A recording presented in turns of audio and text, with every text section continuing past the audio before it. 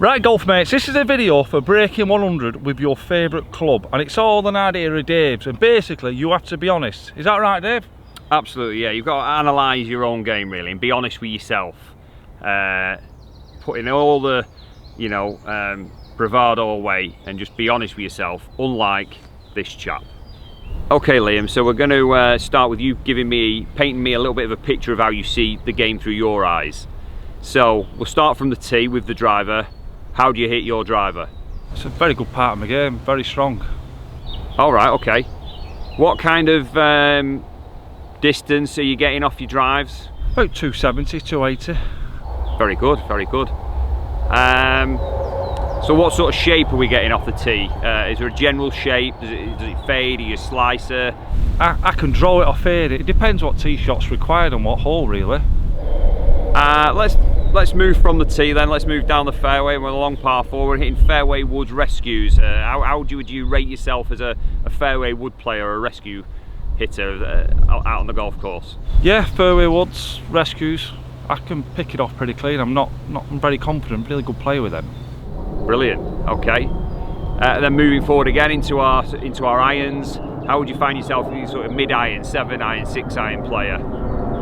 Yeah, I'm a good steady iron player, no problem. 7 irons going about 180. Okay, so moving now into sort of the business end towards the green now, where it all gets a bit serious. So pitching and chipping, how would you rate yourself?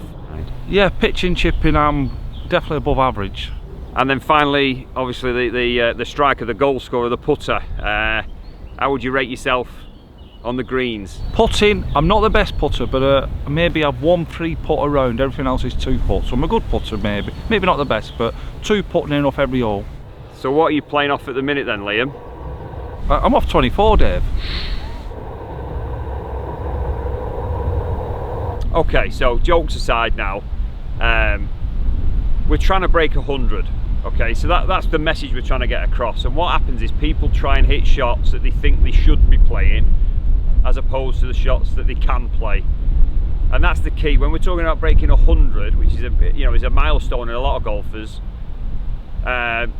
It's just by a lot of it is bad choice of what you're trying to do. You're hitting something because the guy next to you is off 10 or 12 or 9, he's hitting the driver and you think you should be. And what you want to be hitting is a club that you're comfortable with, a club that you feel comfortable in your hands, is your favourite club. Your best friend, isn't it? Best friend. And if you're stood on that tee with a little bit of doubt that you've got the wrong club or you don't really know what you're trying to hit, put that club away and go and get a club that you are happy with. And that can be anything. I mean, we're on the 16th here at Bolton, par 5, and I've gone and got my 8-iron. So I'm going to play the hole, and there's nothing wrong with aiming for a 6 or aiming. We're breaking 100. This is a hole that has broke a lot of scorecards. This hole, hasn't it? Broke a few of yours, hasn't it, Liam? Absolutely. And so there's nothing wrong with damage limitation on there, because there's other holes on the course, and whichever course you play, there's other holes that are opportunities then. So play smart. So we're going to play the 16th par-5 with an 8-iron.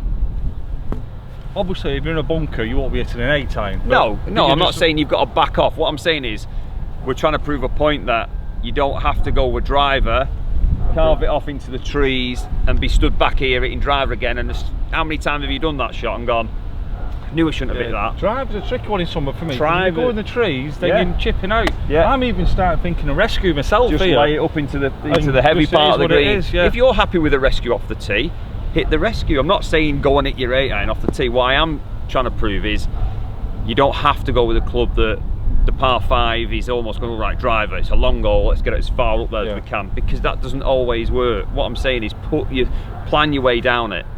If you're getting a couple of shots on this hole and you're hitting 8-iron or 7-iron and you're in play, you're dangerous. I'd much rather someone who, if I'm giving him 2 shots, get the driver out, because I'm thinking, oh, great, these could be gone in a minute. These 2 shots could be given straight back to me. Okay, so let's have a go.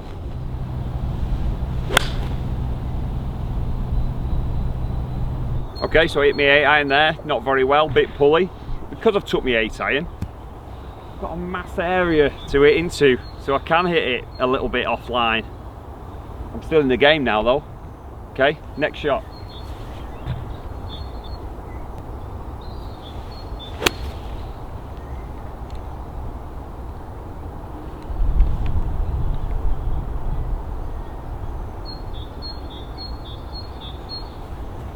Perfect. Okay, so put it into a nice position now. Good shot in there with my 8 iron. I've got about 185, so uphill, I'm not getting there. Okay, into a bit of a breeze. So again, 8 iron, just put myself in a nice position for a little chip on.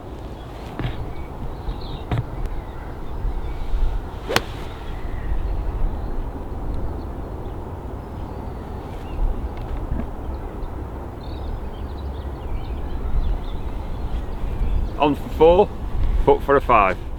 Okay, so I'm in position now. Hit 3 nice 8 irons. I'm in a lovely position. So what I'm going to do now is I'm going to put myself, my aim from here now is not to go pin hunting, not to go spinning it in like you see on the telly. It's to put it in the best position for me to have a putt. So that could be away from the flag. It could be in the fat part of the green, away from the bunkers. Take all them out of the game. Don't go, you see the flag one direction.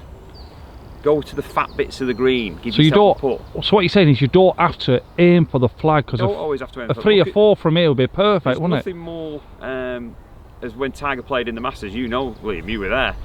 When Molinari went in the water, straight away he hit nowhere near that flag. Didn't even go at that flag. That is course management at its finest. There, it was a real class act. We need to play like that. If Tiger Woods is doing that, we need to be doing that. Yep, I agree. Ourselves, don't forget, we're trying to break 100 here, okay? So, let's give ourselves a chance.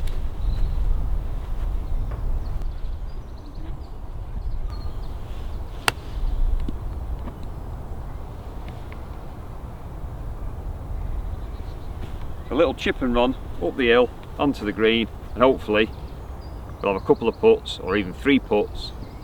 There's been no disasters, no dramas right down the hole. Everything's been nice and easy.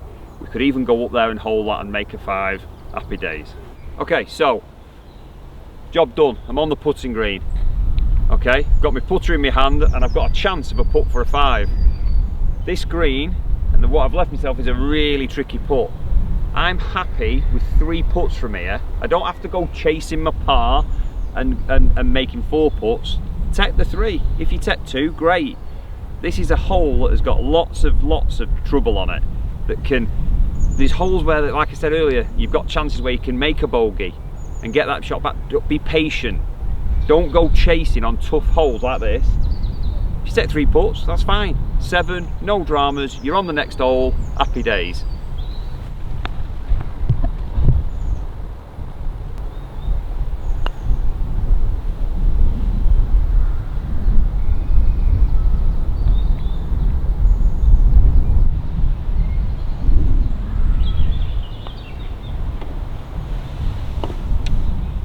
Right, golf mates, he's made just a bogey, wasn't it? It's a bogey in the end, yeah. Stress-free. Yes, you've probably got a bit more distance than the average golfer of the 8 iron.